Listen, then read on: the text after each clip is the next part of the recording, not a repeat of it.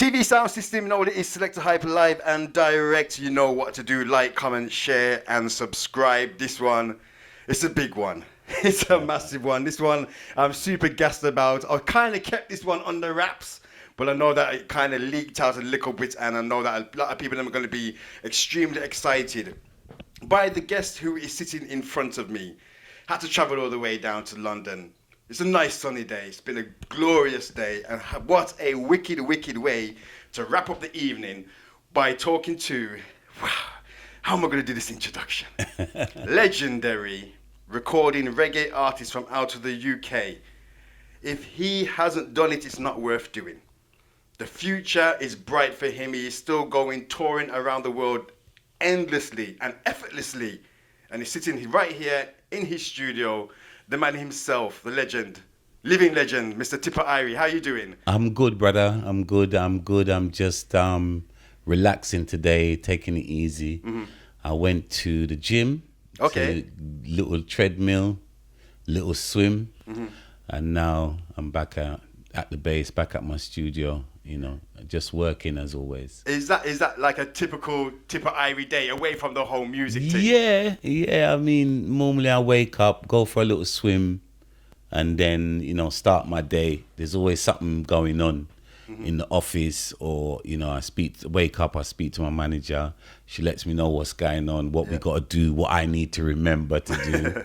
You know what I mean? So, yeah, and that's mainly my day. And then I just chill, evening, maybe watch a little football, watch a little TV, and then get back in the studio. It's nice having a studio at home because you can just fall out of bed into work. Straight into it. So, yeah, so that's me, man. I'm just chill. Every day is music. Well, like I said, thank you so much for just taking the time out for hollering at me. I hollered at you, and you just respond was just super quick. No problem, man. Regarding sound I'm system, about the music and for TV sound system. So once again, it's definitely a big honor.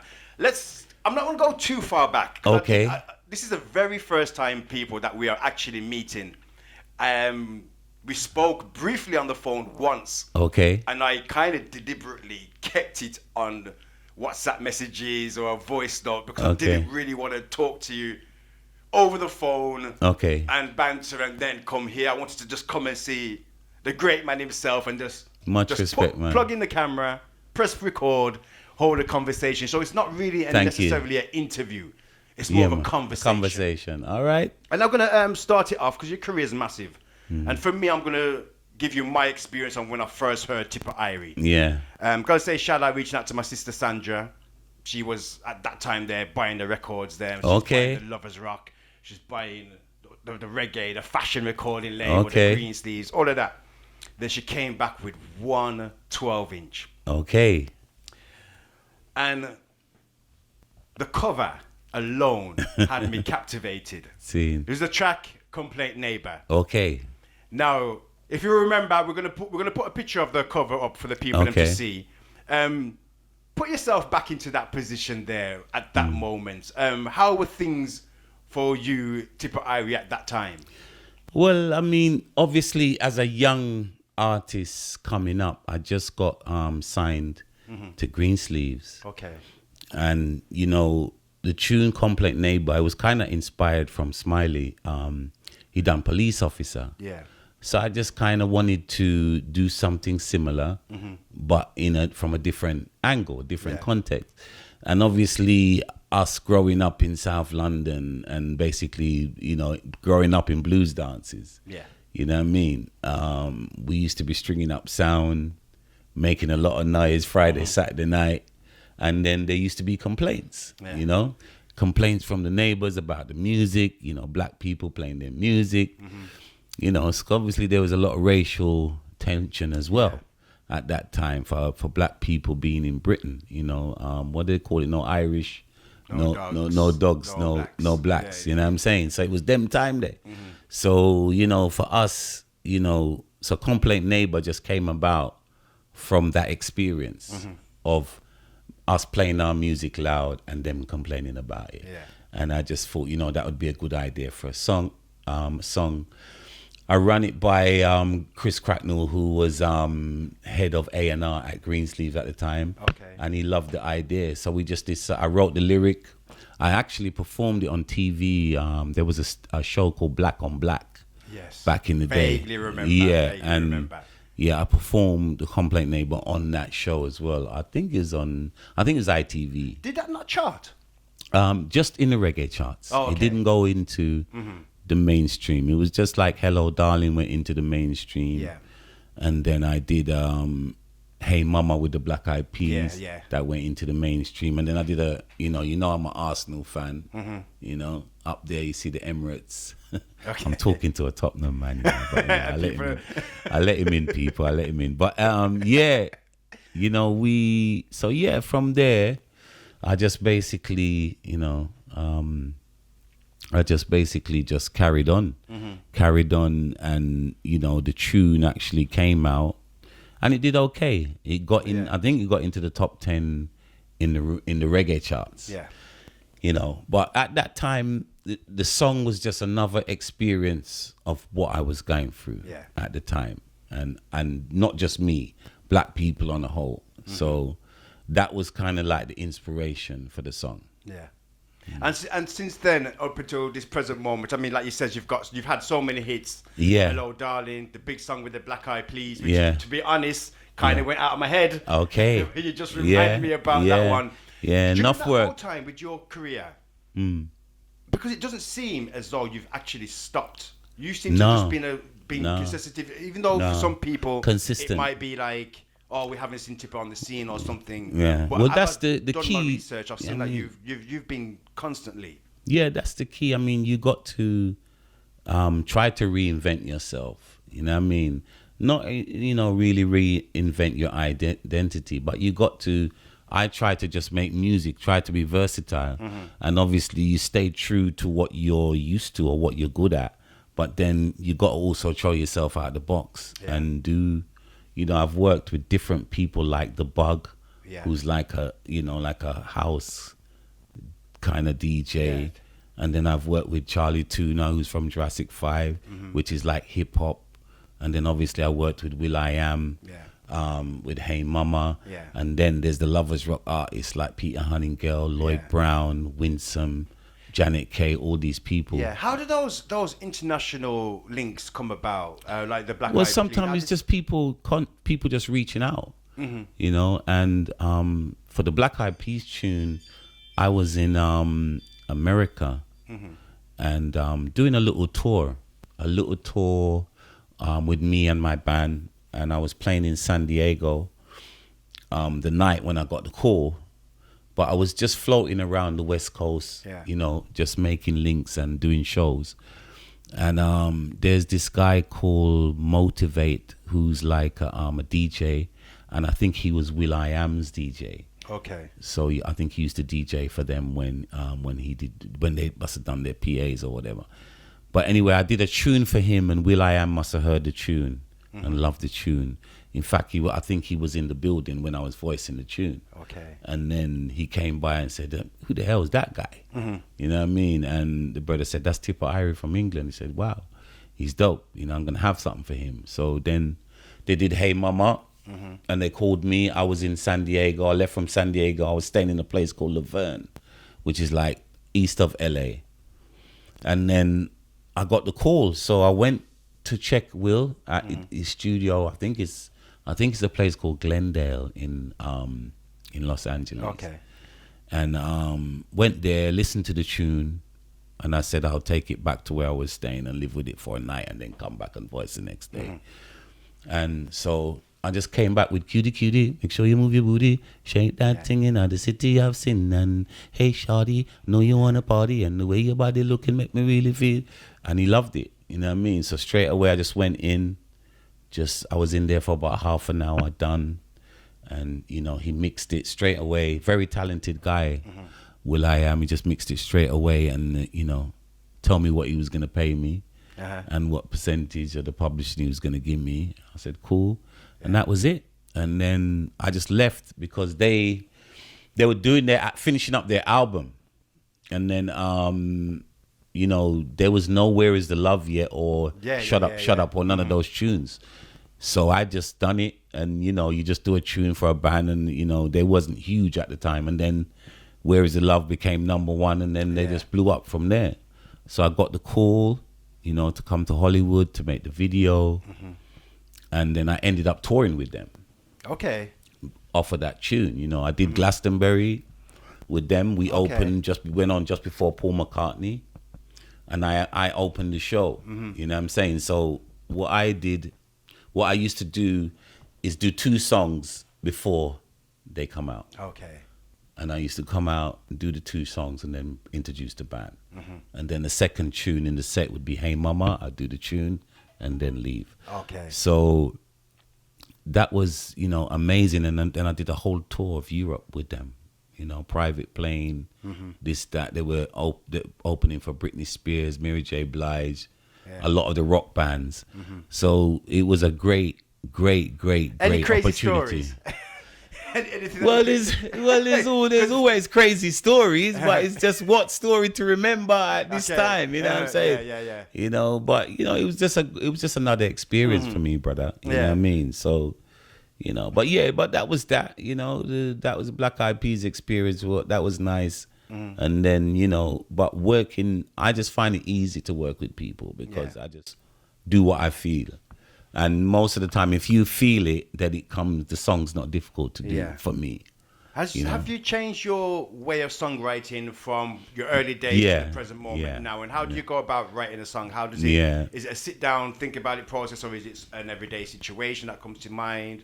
How do you do that? Well, back in the day, I used to more write lyrics.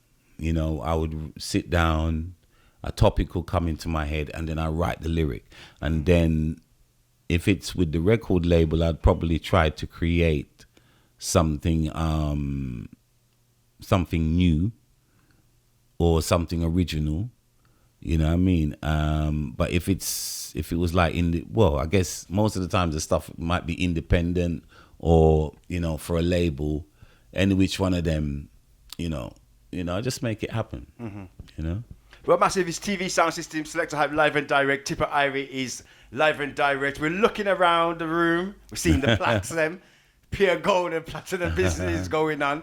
Is there one, if you had to just pick one of your favorites out of there, which one kind of like means the most to you? Maybe Ragamuffin Girl, that I done with Peter Huntingale. That was the number 1 tune for 1989. Okay. And it was voted the best tune of the year. So that's a tune that I did with Commander B and a guy called Flutie. Okay. And Peter Huntingale and myself and Fitzroy Blake. And so I think that tune there is one of my treasures. You know what I mean? But there's a lot of them, brother. So there's a few, and there's a few trophies and a few presentations. Yeah, there's a few. Definitely been putting in the works over the years. Because how many years has it been now? It must be about 35 years, man. 35 and more. And how have you seen the music change? Have you seen it change for the better, for the there's worse? swings and roundabouts, you know. I mean, because of the internet, I guess it's easier to reach people or more people in a short space of time. But I think, you know, back in the day where we used to sell vinyl, it was good. Because people used to go to the record shop and buy the tunes, and there was it was a marketplace where we could earn money quickly. Now with the streaming and what's going on now, it takes a lot longer time to make money unless you're, getting millions of streams. You know what I'm saying? Is that something that you would prefer to go back to the vinyl days, or are you happy to just work with the technology? Yeah, I mean, I just move with the technology because it's there and you have to kind of move with the time. Yeah. But I would prefer the vinyl days, because we used to make much more money off the sales of the vinyl. Well, you're doing extremely well on social media, I have to say. Yeah. Is that all your own work, or is that management or a team? Yeah, it's a team. It's a team. Yeah, because I'm noticing that you're very active. Yeah, myself and Amanda De Silva and Lynn Rossetto. Yeah. And then I've got Gavin. He's a great bass player actually, but he does my website. Okay. You know what I mean? So, I got a team of people that's just helping me out. And, you know what I mean? I got a good staff and good people around me. I've got a good, band as well. I work with Uppercut Band. Yeah. And then I've got my own band as well, which with Horseman and Black Steel and some really good musicians. Yeah. So I got a good unit. Yeah. And a strong fan base. Yes. Your fan base is absolutely crazy, man, because I did Love a couple them. a bit of research before I came up here and over the past couple of days. Yeah. And I've seen various places where, like just the other day, was it February, you was in Sheffield? Was it Yes. Sheffield? Yes. And that crowd was... Yeah, it was nice. That crowd was going nuts. Yeah. And then I've seen you doing various vlogs on your own YouTube channel. Yes. Showing all the different places around the world where you've been, which has been so many. We're going to talk about that in a minute. But what makes you think that your fans are so loyal to you? So... Well, I think I guess it's an old kind of saying, but... Sorry, excuse me. I think I'm just true to me. I like to be funny, humorous, but I also like to educate people, and and give them something to inspire them. Yeah. You know what I mean? So I used to do, that's what I believe, and I think that's why people gravitate to my music and to me, because I'm just keep it simple and humble, and do unto others as you like to be done unto yourself. You know what I mean? And I think that's why they stick around. Mm-hmm. Where's the places in the world? Because if I said to you, where are the places you played? You might as well ask you, where haven't you played? Because you would be able to answer that better. Yeah. But where is the strong fan base around the world where you didn't expect to get that kind of... Well, obviously, I response? have got a strong fan base in England. You know what I'm saying? Because even though the pandemic was on, when things started to open up again, obviously because of certain things, you weren't traveling as much. Yeah. And I managed to get, a lot of shows at home in the UK. Yeah. So, so I know that wouldn't happen if the fan base wasn't strong here. So it turns out that, it's been really good. But on a general, I like, a lot of the European countries, I get a good feedback and response from, places like France, Germany, all those, Italy, Spain, all these places. But, I love everywhere, man. I've been to Thailand. Thailand was interesting. Africa. I went there with the Rough Cut Band, and then India. I went there with the Reggae Rajas. Yeah.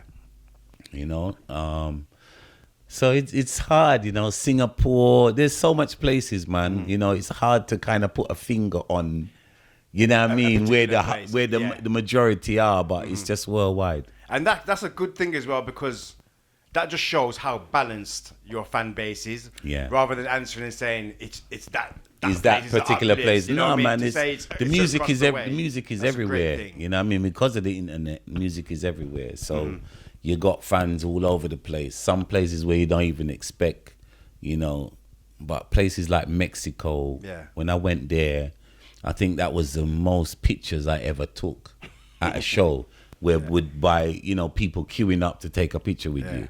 So Mexico was nice too.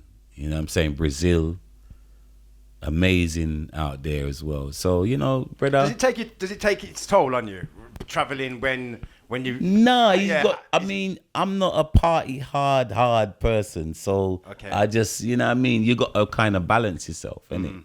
So it's like you're at work.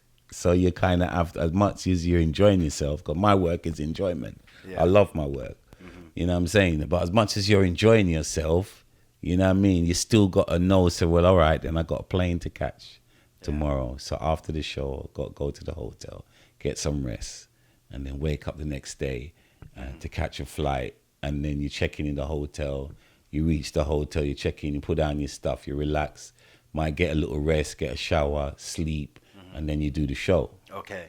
And then after the show, it's the same thing again. You probably got a next...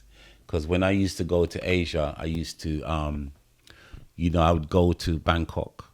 Okay. And I would fly into Bangkok and stay there for a couple of days and have that as my base.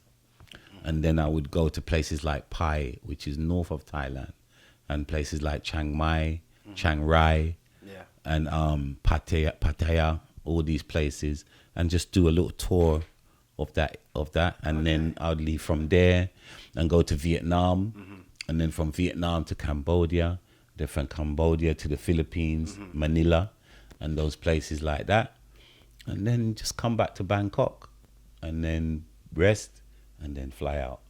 So once you go into an area, if I get a one show in Thailand, then I just notify all of the promoters in the area and the towns that deal with reggae that I'm going to be there. And, you know, most of the time we can come to some agreement and do the show. So that's kind of like how I used to do it when I was traveling.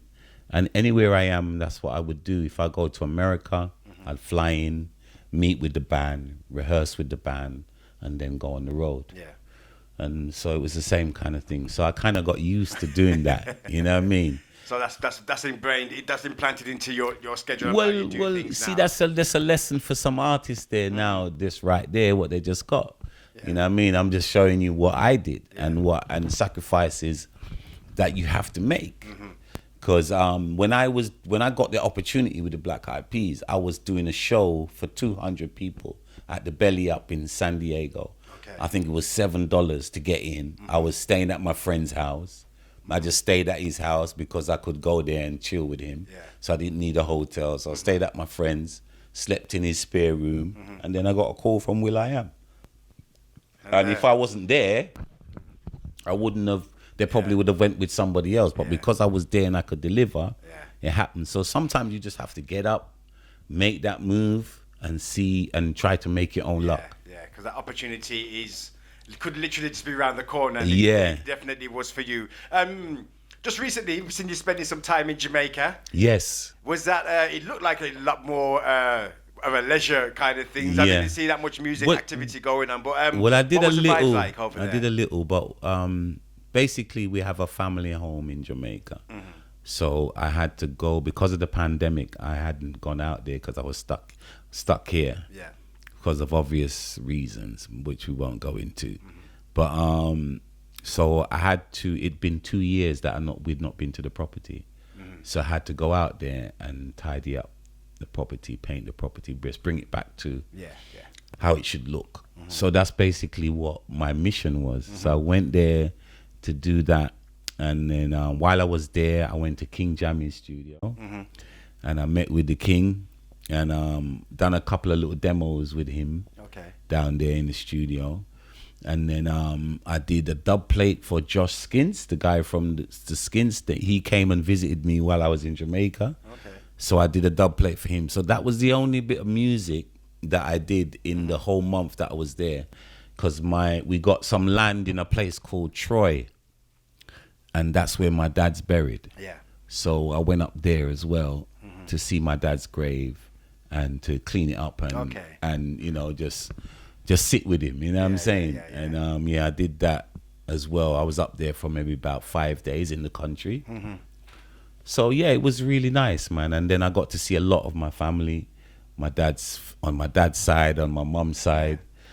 So it was a good holiday. A good break. Did it give you the inspiration to play or make more music or create more music? I do that. Yeah, it does. Then my last album, Living the Dream, it was written in Jamaica. At the house, you know what I'm saying? And then this album now, it's kind of, the latest album I wrote this tune called I'm an African, and I did it with OBF, which is a sound system from France. And you know, so this new album is, you know, it's about more radical lyrics and talking about, you know, the pandemic, talking about bad mind people, talking about, you know, us as black men growing up in England and what we had to go through growing up here. You know what I'm saying? So, it was good. Joyce, I'm doing an interview. Okay, excuse me. And we'll leave that in as well.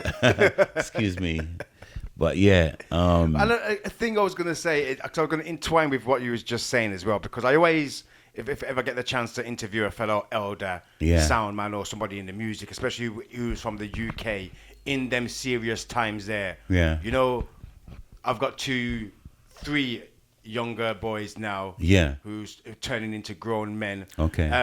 For you growing up in them times, the 70s, the 80s, how bad was it as a young black man growing up? Well, it's down not as here in bad as London? it was now. It's not. I mean, but in a different way, because Yeah. I mean, obviously, you know, my dad was a hard-working man. So, my mum and my dad. You know, my mum was she was a chef, so she would cook food at school, and my dad was a shopkeeper, and on Friday and Saturday night, Okay. he'd have the blues dance. He'd keep his blues dances as well. So, but say the question again for me, please. Yeah. What was it like, basically? What kind of trials and tribulations that you go Well, through? yeah, as I was saying, as you know, growing up, I mean, to be honest, you know, for me, my dad was a disciplinarian, so I couldn't really, you know, I was basically, and we had the corner shop, so basically, you know, I had to be doing my duties in the yard. So it's just basically study, go school, play. I used to obviously do my sports at school and whatever, and then come home. Then I had to be in the shop. You know what I mean? And helping my dad basically run the business. So for me, I kind of was more in the yard. I would go to we had like Marcus Lipton Youth Centre, which is in Loughborough Junction, and there was a adventure playground there. And then obviously, you know, I'd go there and you play pool and, you know, do the normal things, and then, you know, things would happen. You know, man disagree. So there's a little fights and little scuffles and whatever. And then obviously, you know, we've been through a lot of things, some serious things, you know what I'm saying? But for me, it was a tough time. Yeah. But you know, it wasn't as tough, you know what I mean, as it is now, in my opinion. Yeah, but how it is right now. Because is we were absolutely more, insane. you know, there was arguments, there was fights and whatever, but you could walk where you want to walk. Yeah. If you're minding your own business, like some of these youths now, because of this postcode foolishness, what they're dealing with, they can't just walk about freely like we could back in the day. You know what I'm saying? But obviously, at that time, our kind of fight was, you know, the National Front and the BNP and people like that, who we kind of had to look out for. Literally look out for. You know what I mean? But now the youths, them, you know, they're kind of doing it to themselves. The film that came out, Babylon, Yeah. would you say that was a true representation of London in that time? I'll say it was close. You know, it was close. I mean, it was well put together, and the sound system, the session with Shaka was a true reflection of how it was at that time in at the dance hall. You know what I'm saying? So from that sense, you know, I'd have to have a look at the film again, really, to be honest. But, you know what I mean? Yeah, it was close to it. It was close. So how did your parents take you turning around to say, yo, I'm going to be an MC. Music and my thing now. You know? Well, it was their fault. You know what I mean? It was their fault because my dad had a sound system. Okay. You know what I mean? Called Musical Messiah. You know what I mean? And so I basically grew up. You know, I grew up on a sound system because my dad, every Friday and Saturday dances were going on in the basement of our place. We had like a 3-story place. We used to live on top, and then we had the corner shop, and then in the basement there was 2 rooms. Yeah. And my dad turned the 2 rooms into, you know, blues dances. Yeah. So from a young age, I just grew up with the music, and then in the basement of our place, my dad used to rent the rehearsal rooms to bands. Okay. You know what I'm saying? And so I used to go down there and watch the man them rehearse. So I was always being surrounded by music, man. And so it was kind of a thing that I just grew into. Do you think it was going to go to where it reached? You don't know. That's what I'm saying. Every step just takes you along the way, and you just do what you feel is right for your next move. Because obviously I was on the sound system, and then from one sound system, you know, at the time we were just going around to any sound. Yeah. wherever we can, get ourselves out there. Yeah. That's what we would do. So we'd leave from that sound and go to another dance. And then if, I'm linked up with King Tubby's, and then from King Tubby's, it was Saxon.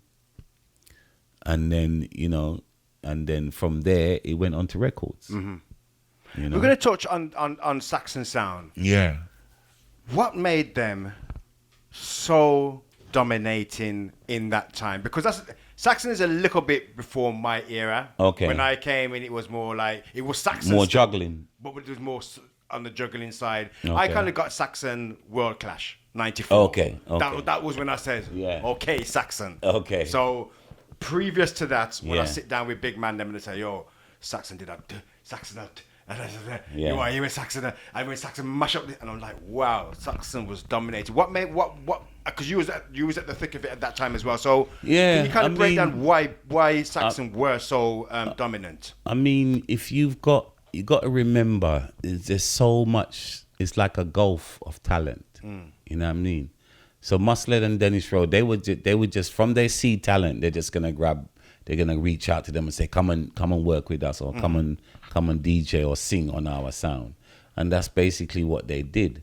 So if you think you got Maxi Priest, you got Roger Robin, you got Neville Morrison, you got B Candy that done that tune called Meaning of Life that went to #1, and then you've got Tippa Irie, you've got Daddy Colonel, Daddy Rusty, Sandy, Miss Irie, and then you've got people like Sugar Merchant, Mikey McLean. It's just like a load of talented people. So when it come to clashes or whatever like that, we've got lyrics, and Musled used to spend a lot of money on dub plates, you know what I'm saying? And he also used to spend a lot of money on sound. Yeah. So if you put all of the elements together, and then you had Trevor Sachs, who was like the person that drove everything, that really kept everything together. You know what I'm saying? It was Trevor Sachs. You know what I mean? And then you had Henry Prento used to just basically EQ the sound. You know what I'm saying? So you had all of those key elements, and that's why it was successful. And it's a great success. It's still going on with big things now. Do you think you playing a part on Saxon kind of, or has it stifled other sounds voicing you on dub? Because if it comes to the UK sound systems right now, and I could talk to a not as UK sounds, and I say, what do you think about Tippa Irie? Tippa Badman, legendary. I said, you got him on dub? I mean, have him on dub, And I'm thinking, well, you rate the brother that much, but you don't have him on dub. But you know what? And it's is that funny. because of your association with Saxon? I don't know. But I mean, for me, I do a lot of dubs. Okay. So it's like, I've been doing a lot for a lot of the UK sounds now, but there's thousands of sounds and DJs.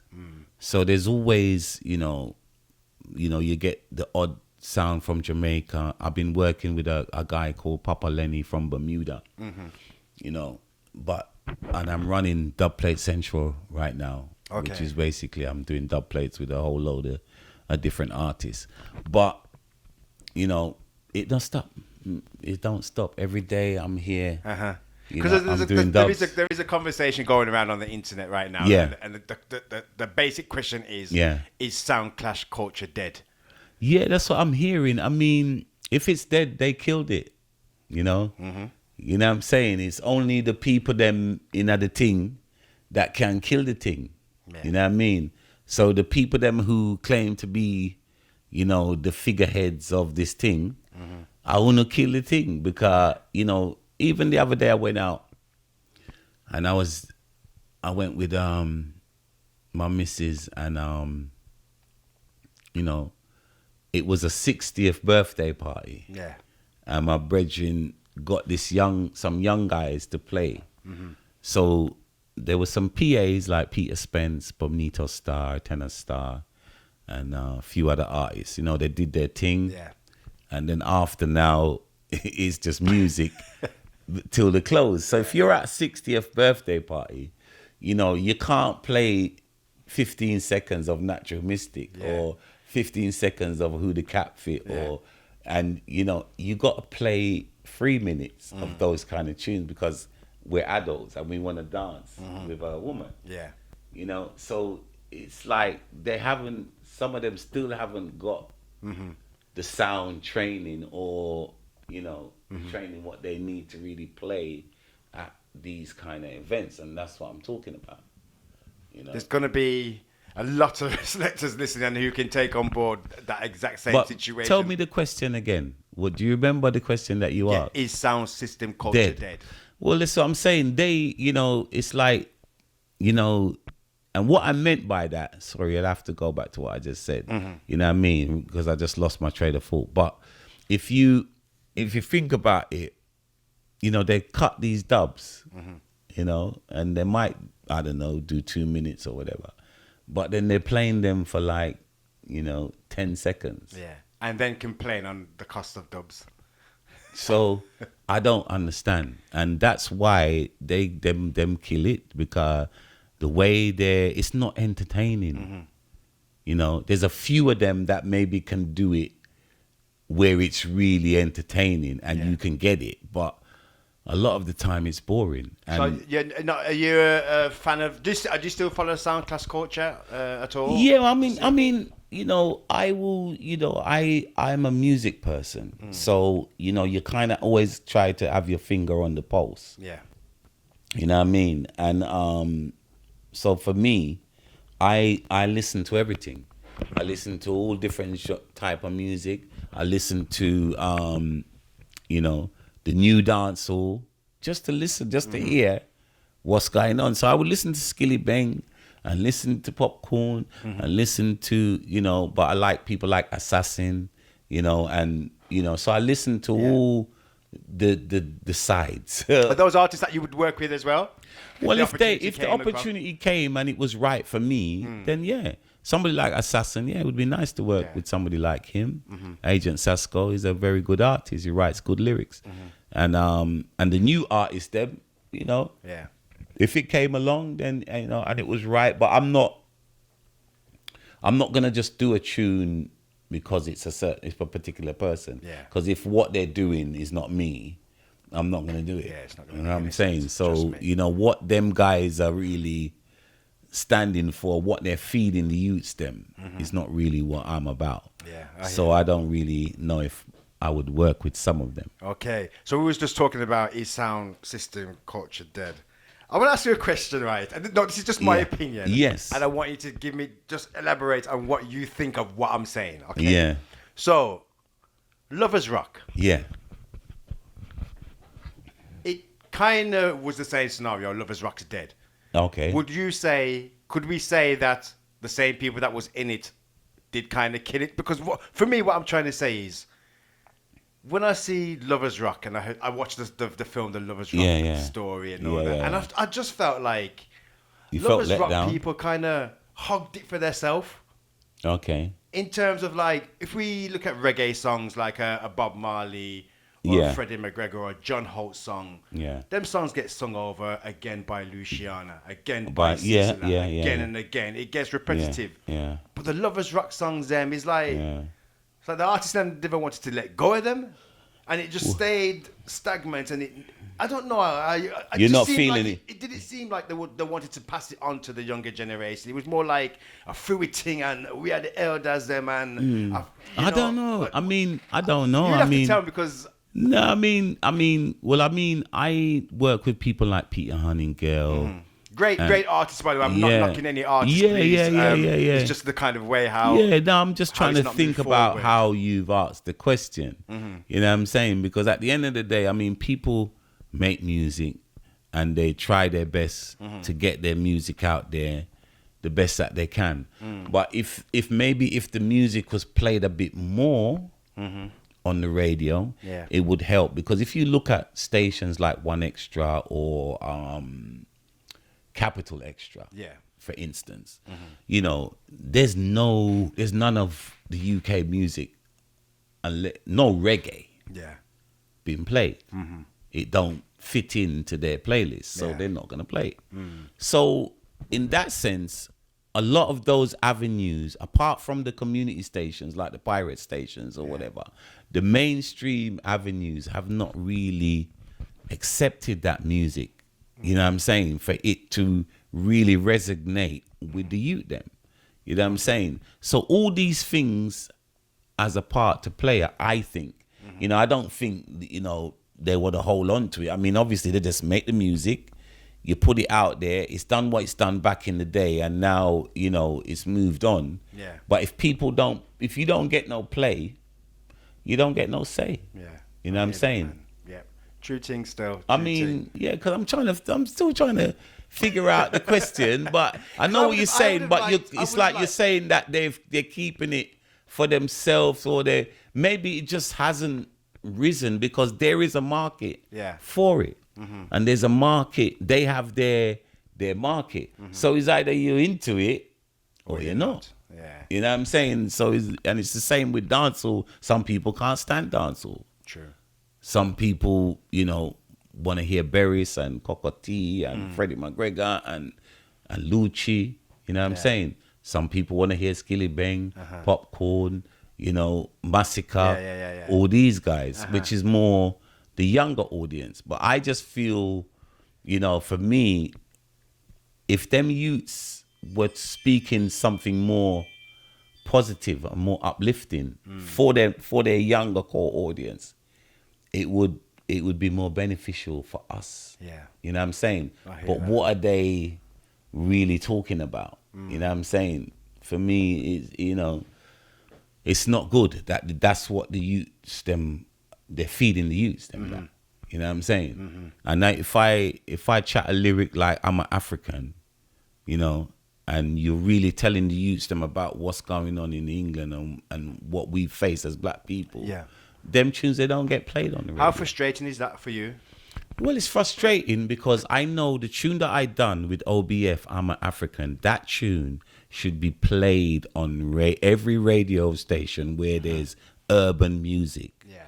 It should be played every day so that the black youths them in the UK can listen to something that is going to inspire them and say, you know what, you know, I don't want to just be doing what I'm doing. I want to be like Stormzy. I want to be like, you know, be a doctor, a lawyer, or they want to inspire to something good. So how hard is it to get a song like that played now? Is it a case of, have you offered the certain DJs who are up there doing reggae shows?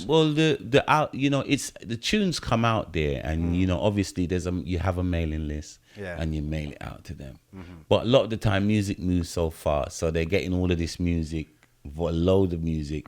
You know what I'm saying? So if it doesn't get picked up, you know, by, I don't know, Target or one of these guys, and they get it on the playlist, you know what I'm saying? Then, you know, it's hard for you to really resonate unless you have that funding to put it everywhere. Yeah. You know what I mean? And it's difficult for us, you know, I don't know, to spend 30, 40,000 or whatever on a really nice video, because the funding for our music, it's just not there.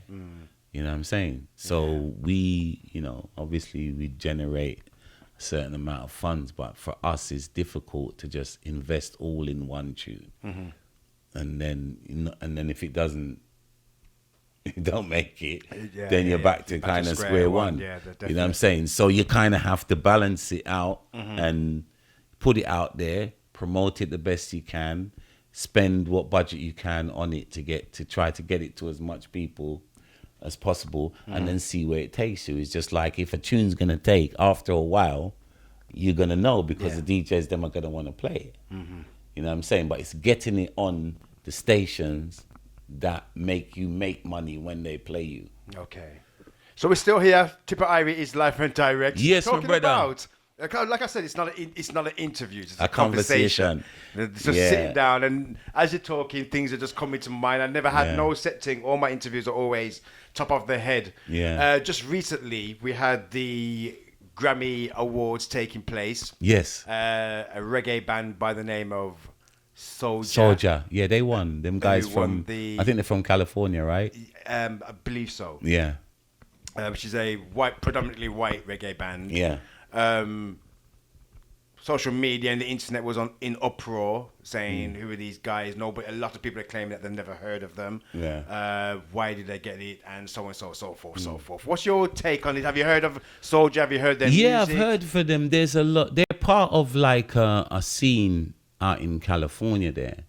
It's like it's called Cali Roots, you know what I mean? Okay. That kind of scene. So you have bands like Slightly Stupid, Pepper, I believe, Soulja, Tribal Seeds, all these kind of groups. And Revolution is another big one, and they're doing very well on that side of America. You know what I mean? They've got in fact, they tour all over America. And they've got a huge following. Yeah. So, and they're making their brand of reggae music. Collie Buddz is an artist that I like as well. And he's very popular over that side as well. He does a lot of their shows out there. Pato Banton's living out there as well. Yeah. So there's that scene out there, you know what I'm saying? And, they're doing well. So, I mean, obviously the album comes out. It's got a chance like my brethren, Jesse Royal, another nice brother. You know what I mean? I got respect for Jesse Royal and I think Spice. Spice was up for one. I think Sean Paul. And Sean Paul too, yeah. Well. And yeah. So, and they gave it to Soulja. You know what I'm saying? I mean, at the end of the day, everybody's in it to win it. Yeah. And, I mean, there's a lot of white bands now that's doing pretty well, and and some of them are making good music. So if the Academy wants to give it to them because they believe that their album is the best, then it's their award. Is Grammy something that you? Well, I've been nominated for one for the tune that I did with Black Eyed Peas. Okay. It's up there on the wall there. Okay. You know what I'm saying? So you can't, you're not gonna fight against the Grammys. No, I'm not fighting. It's not even that I'm not fighting against them. I mean, at the end of the day, that's just an award from, that organization that wants to give out awards. I mean, me personally think that we should have our own awards. I still feel happy. I got the Black Music History Day Achievement Award over there. Wow. And I'm as happy as that about that, what I received from here. And over here, I got this from Stereograph. Wow. I got this from Stereograph Foundation Platinum Artist Award presented to Tippa Irie for outstanding commitment and achievements in the reggae industry worldwide from 1996 to present. From the Minister of Michael Gordon, the founder and CEO of SGF. Yeah, and this means as much to me than any Grammy. You know what I mean? That Stereograph sounds, one of the sounds that I used to I used to go to the Dick Shepherd school and listen to them play, and Saxon kind of model off of this sound as well, Stereograph. Chaba. You know what I mean? So that's amazing. There's loads of awards there. There's loads of them. Lots of highlights throughout your career. Yeah, you haven't even slowing. There's no plans of you slowing down. No, so man, I got a new album and a new book. I was just about to say, what's coming? Well, my album is called I'm an African. I have got a young lady called Shanice, who's a beautiful singer. She works with Prince Fatty. Yeah. Is another good producer on the album. How many tracks? It's 14 tracks. Okay. I've got, who else have I got on this album? Apache Indian. Okay. China Black. Errol from Errol Reed. And the Friendly Fire Band. And so I got about 14 tracks I'm gonna release. It's a nice package, man. Yeah, man. I'm an African. Got some nice tunes on there. And when's the release date for that? Hopefully July. Okay. Yeah, that's when it's gonna come out. I've made the first video. but I'm just obviously holding the video until the album is all ready. Yeah. And then I'm gonna put out the I'm African video. So, and then I'm working on my book, which is called "It's Good to Have the Feeling You're the Best." Yeah. And that should be out for Black History Month. Okay. In October. Yeah, my autobiography. How are you finding that? Because writing a book and writing lyrics must completely be different two thing. different It's things, a long isn't it? process, man. It's a long process because obviously I've had a long career. So I have to kind of cut down. There's still probably a lot of things that I've missed that I've not even put in the book, and we're still adding things to it, even though it's supposed to be done. Some more came in today. So, so the book is interesting. So I've linked up obviously with a ghostwriter. Okay. And we're just doing interviews. And then we've put it together. It's about 8 chapters, you know. And it's good. It's good. I'm really looking forward to it. It's got obviously my young years, and then a little bit of Saxon years, and then black, fame. What what was it like to become famous? And then it's a lot of information in there as well. A lot of because obviously, like you say, we've been talking about growing up in Britain. Yeah. And so there's things also in the book about what was going on in Britain when I was growing up. Okay.